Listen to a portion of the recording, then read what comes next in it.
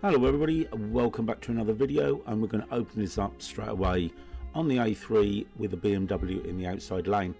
Look at the room the guy's got. It's going to go down to 2 lanes shortly, and he has got no intentions of that. He's going quite slowly past those 2 cars, and then he starts to pick up the speed a wee bit, and we're going to lose one of those lanes, and he doesn't do anything about it. It says slow there. He's getting all the signs, even signs that the road's narrowing, but he makes no intentions of it. And then another slow sign, then another, and then an arrow on the road too.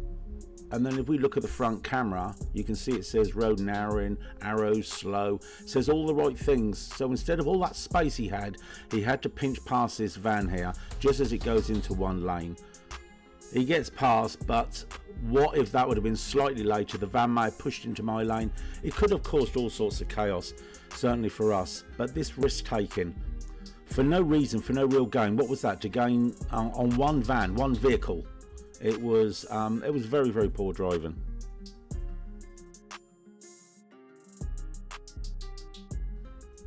Okay, on this clip here, it's to do with the roadworks coming up ahead. As we're moving up to get around that car, the lights are sort of red, and then as we slow it right down, the sensors seem to be working pretty well because it picks us up and it changes to green again. Well, I'm assuming that's what happened. So we stayed on the right side, we didn't need to pinch to the left. So as we make progress through this quite long roadworks, it's what happens at the other end is a little bit on the odd side.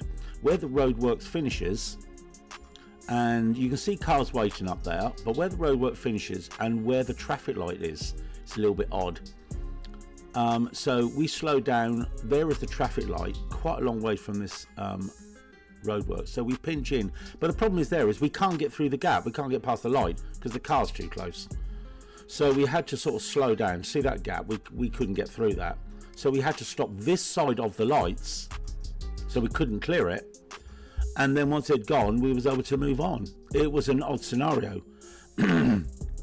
With those lights, not seen anything like that before, but I think I've got an idea why they may have set it back, but I'm just assuming that is the case. And if we have a look at the back view, as we see, we're coming up through the roadworks, and you'll see we have to pinch over to the left, but as you can see, there's a road there on the right, and this is where we're slowing down, and then because we can't get through that gap, then the cars go, and then we're able to make progress. And then there's a road on the left there. Now I'm thinking that road there on the left, as you see it, and the one on the right as you see it, is probably why they put the lights all the way up here. But I think they probably could have got the timing a lot better. That seemed to be off, and it caused an issue. Thankfully, it's not a very busy road.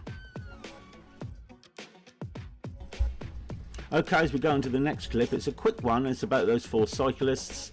And the reason I included it, this is a very quiet road, quite wide, 20-mile-per-hour road, and it's got a decent cycle lane on the left-hand side. And it's such a pleasure to seeing people cycle and using what's been provided for them in a safe manner, and taking the time and enjoying it too.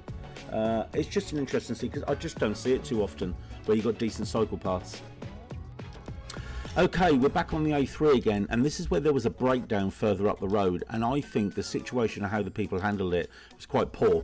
This is a fast-flowing 50-mile-per-hour dual carriageway, and the breakdown is under the bridge further up ahead. Now, we was unaware of this at the time, and as we get further down the road here, there's also a van that comes up on our right-hand side that actually doesn't do us any favours at all. Thank you very much. When we get to see the hazard. So as we go down, and it's the way they set out this hazard and how they actually deal with it. Don't know if it's a van broken down or a bike or whatever. It's a bike outing of some nature. Now at this point here, we're now seeing it and we're looking to indicate right. And we're having to slow down a bit because this guy here on the right hand side, him has no intentions of letting us get away from that danger, which he equally saw. So fortunately we're able to slow down quite comfortably. But if you look at it here, what you've got is this one guy with a high vis on, and then you've got all of these bikes on the other side of the van, which are sort of protected, but he's the only visible sign that you pick up on when you're coming down that road. If we look from the back, you'll see that van that was coming down. He could have quite easily, look, just off the gas and let us get out of the way of that hazard, but he just kept his foot on the pedal, carried on going, made us slow down in this lane and then have to move up directly up. Thankfully there was nothing behind him, so he was able to do so. But if you look at this guy here on the right hand side, what he should have done is have some bollards set out in this man. He should have had some in that van in the event of this very thing happening, and they should have been set out in a manner like that with the last one under the bridge. And if you look at also the car coming down, he put some hazards on, letting people know behind that there's an issue going on here, which is fair play.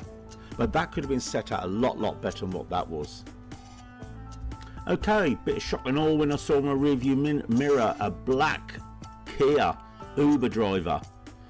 Anybody we know? Maybe, I don't know. Not you, Mr. T, that's for sure.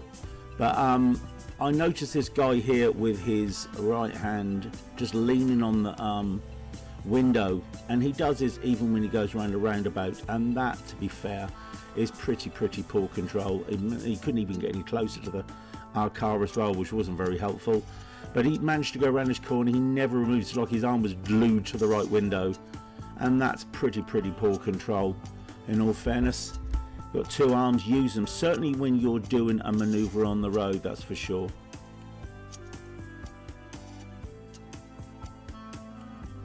Okay, another little short clip. I wanted to show the back of this first on rear view camera. It's going up the road just to see what vehicles we had going on behind us, before just showing you the front view of what this particular clip is all about. Some stupid parenting, in my opinion. I don't know what the parent was thinking of here. Look at this child here in the road taking a picture of his dad with his dog. So he's quite happy to have his kid standing in the road where traffic is passing. I mean, I've never seen anything so goddamn ridiculous in my life. What the hell was he thinking of? Okay, as we go into our final clip, we're talking about a roundabout this time. It's often said it's not really prescribed to sort of enter around or use it to go all the way around, but I suppose if you have to, you have to do. It's nothing to say you can't. But the thing is, it's a lot more difficult when it's a lorry.